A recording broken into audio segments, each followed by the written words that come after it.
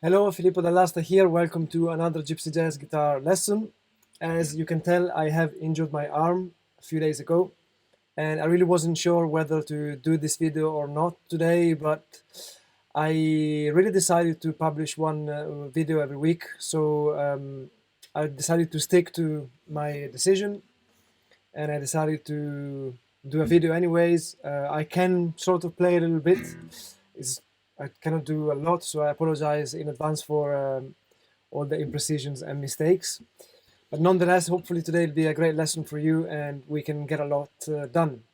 So today we're going to talk about the arpeggios, the triad arpeggios of the E major scale.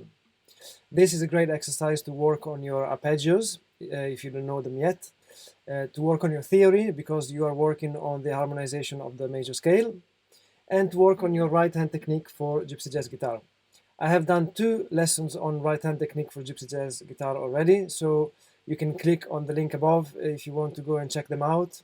And if you haven't watched them already, I recommend you do so, because they really work on your right hand technique, and they will allow you to work on today's lesson way better than if you don't know how to work that technique. But today is really to teach you those arpeggios that we're going to see in a moment. And as I mentioned, they are on the E major scale harmonization in triads. So the chords that we have in the E major scale in triads are E major, F sharp minor, G sharp minor, A major, B major, C sharp minor, and D sharp diminished. So E major, F sharp minor, G sharp minor, A major, B major, C sharp minor, D sharp diminished, and then E again. As we know in Gypsy Jazz, these triad arpeggios work really well for soloing as well. So this is not just an exercise for the sake of doing an exercise, but it's stuff that you'll be able to apply to your solos as well. As opposed to bebop or traditional jazz, where you maybe wouldn't play, or at least not so often, you wouldn't play a full arpeggio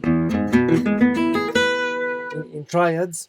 In Gypsy Jazz, it sounds quite cool actually. Say you're playing 2-5-1 in the key of E major.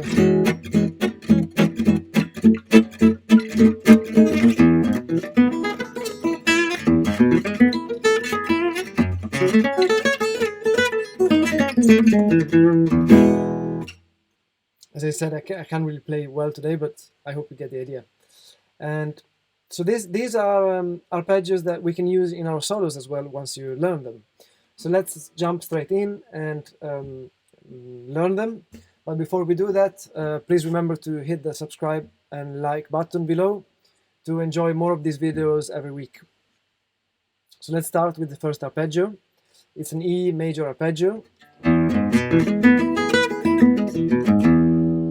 The way that goes is E, G sharp, B, and that repeats over several octaves, 3 octaves in fact. And the way we play that on the guitar, you can see it on the tablature as well. We've got open string on the top string, which is our E, then fret 4 on the same string, then we move down and play fret 2, then down again, fret 2 again, and here we've got a big jump to fret 6. So 0, 4 on the top string, then 2 on the 5th string, 2 on the 4th string, then jump to 6, and then down a string again, 4, down a string again, 5, down a string again, 4, and 7. You can notice here we actually have a D major shape for our E major. So it's like a D major but on fret 4. So one more time, 0, 4, 2, 2, 6, 4, 5, 4, 7, and then back.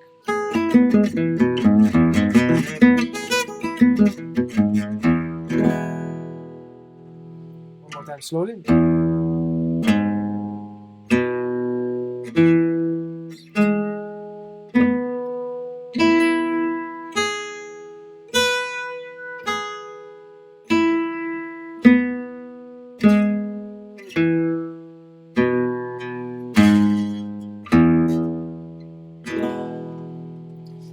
You can notice how these arpeggios develop horizontally on the guitar rather than vertically. That's because, of course, Django had 2 fingers only, and he had to reinvent the way some arpeggios and some things were played on the guitar. So he obviously found it a lot more comfortable to develop things this way.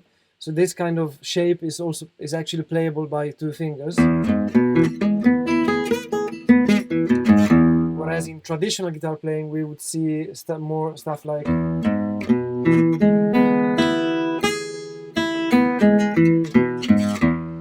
that, so developing arpeggios and scales vertically. In terms of right hand picking, I already mentioned there is a lesson for that.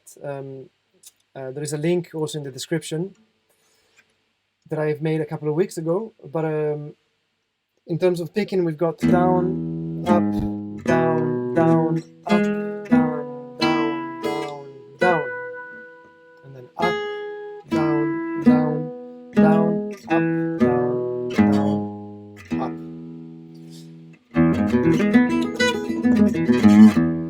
But a full explanation of that technique and why the picking direction is that way rather than another way is all explained in that lesson that I was mentioning, so please go and have a look if you haven't done so already. Arpeggio number 2 will be your F sharp minor triad from fret 2. So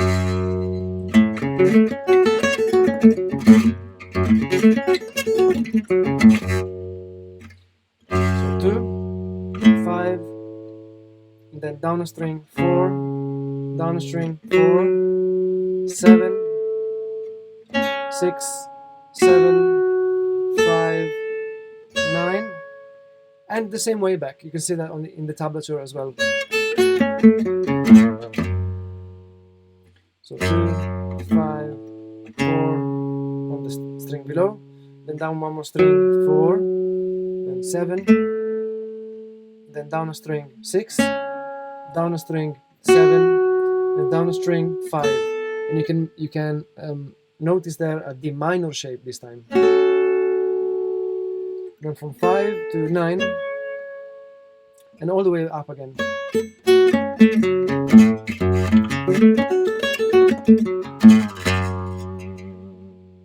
At the end of this lesson, I will talk about a few practice tips and a few cool ways you can apply these solos, and so hang on until then, and we will see cool ways to practice them and how to apply them.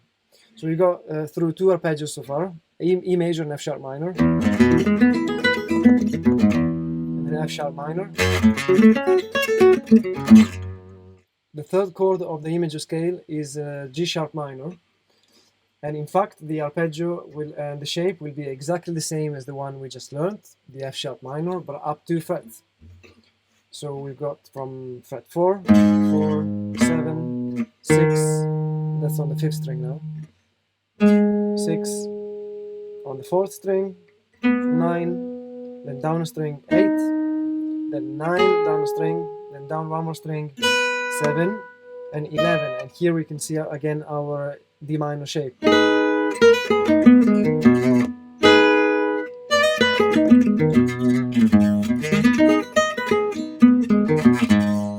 Again, it's the same as the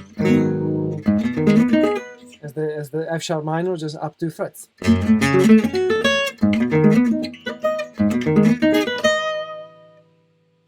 Then the next triad arpeggio is A major, the 4th chord of the E major scale, and we will play from fret 5.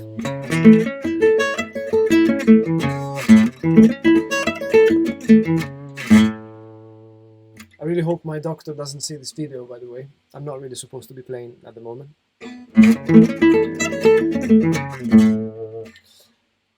And yeah, it's exactly the same as the first one. but of course we're not starting from the open string, so that's the first thing that really changes, is we're playing from fret 5, and then we've got that big gap of 4 frets all the way up to fret 9, but then it would be exactly the same. So 5, 9, then down a string, 7, down a string, 7, on the same string, 11, then down a string, 9, down a string, 10, down a string, 8, sorry, 9, and as usual our D major shape there, and then 12. So we can see a D major shape here, but also a C major shape here, part of the C shape for A major.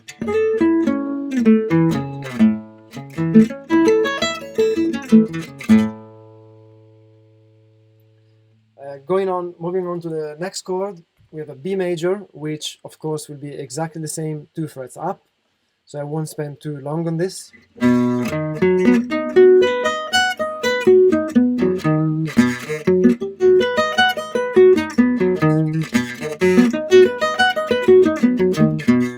It's exactly the same as the previous one, but up 2 frets. So from fret 7, 11, 9, 9, 13, 11, 12, 11, 14.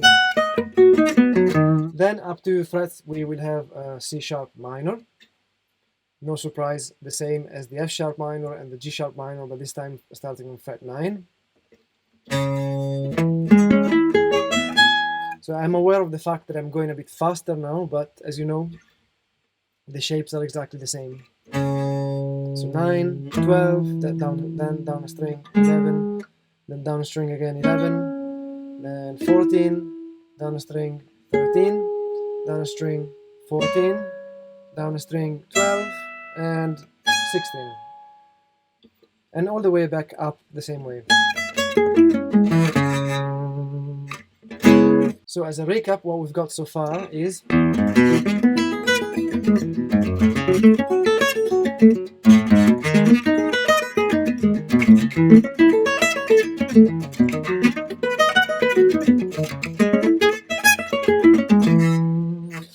now next we've got a very cool one, which is a diminished arpeggio, but a triad, which is something not a lot of people play. People usually play a fully diminished arpeggio over, say, dominant chords and so on. Maybe this is a topic for another lesson anyways, but this is a diminished triad, which sounds great actually, and it's made of a 1 flat 3 flat 5, of course, and then that's the same sequence that repeats over 3 octaves, which is different to a fully diminished sound as we are used to in Gypsy Jazz, which would go like this. A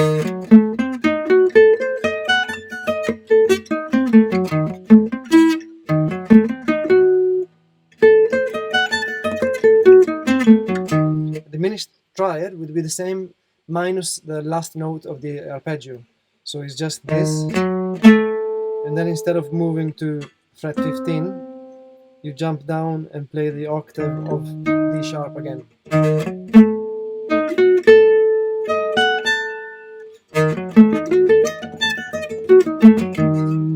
So how is it played? 11, fret 11 on the top string, and then fret 14, then down a string, fret 12, down a string, fret 13, then 16, then down a string, fret 14, then down a string, fret 16, down a string, fret 14, and then 17 on that same string. 11, 14, down a string, 12, down a string, 13, down, same string, 16, down a string, 14, down a string, 16, excuse me, down a string, 14, and then 17, and back up the same way.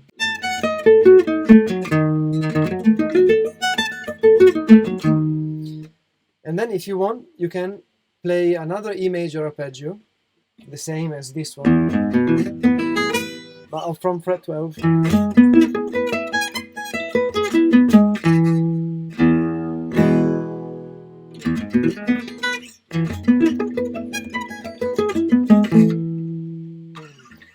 And again, a quick recap from the top.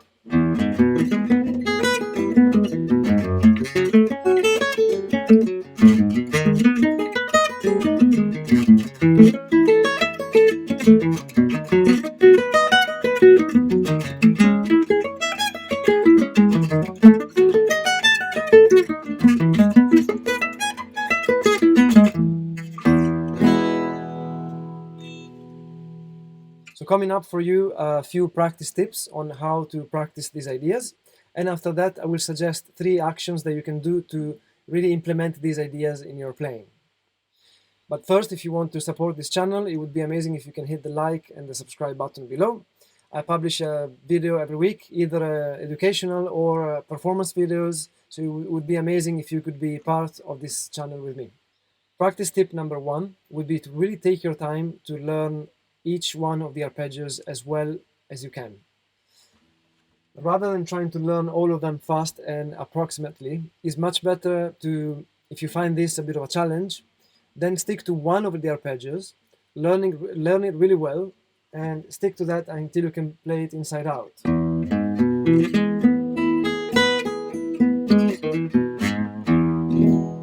In my opinion, being able to play one thing really well, rather than 7 but so-so, is much better. Practice tip number 2 is to practice things really slowly, as slowly as you can.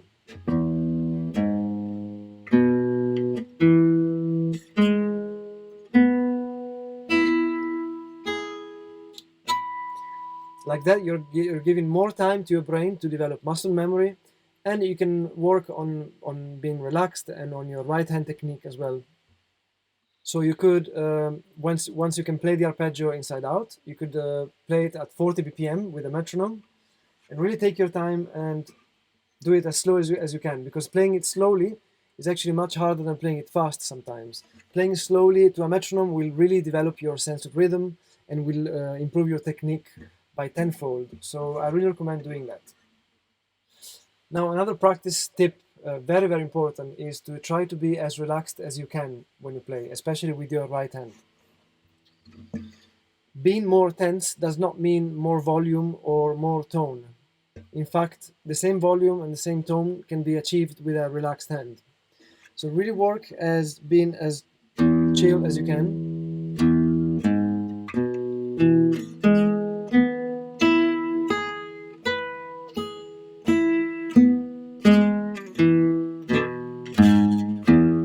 Almost as if this hand wasn't yours.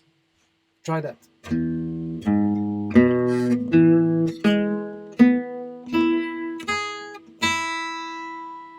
Playing with a very relaxed hand actually will give you a great tone, and also is a good practice for when you are in live or jamming situations where you tend to tense up a lot, and then playing becomes really difficult. But practicing to relax every time you feel tense is a great skill to have. Plus, it will give you that very nice and relaxed tone.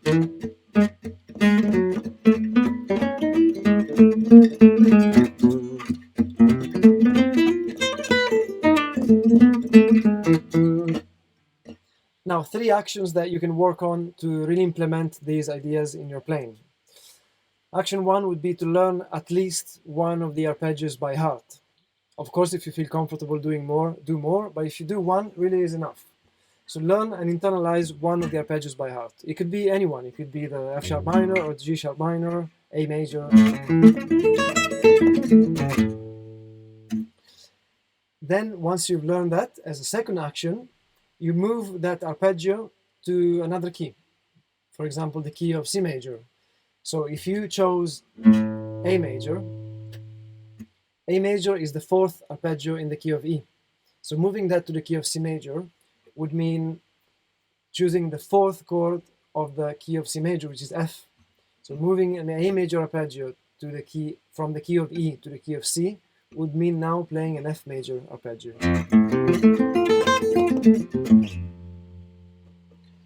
And action 3, after you've done the first 2 actions, would be to move the arpeggio to a jazz standard of your choice.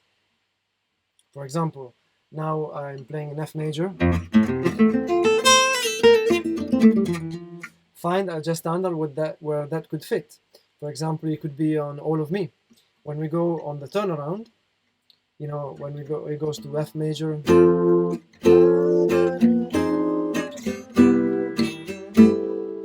On the first F, I can play that.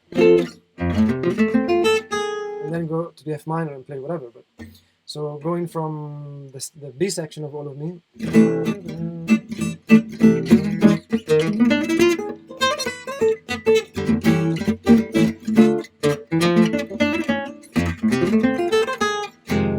And then I used it.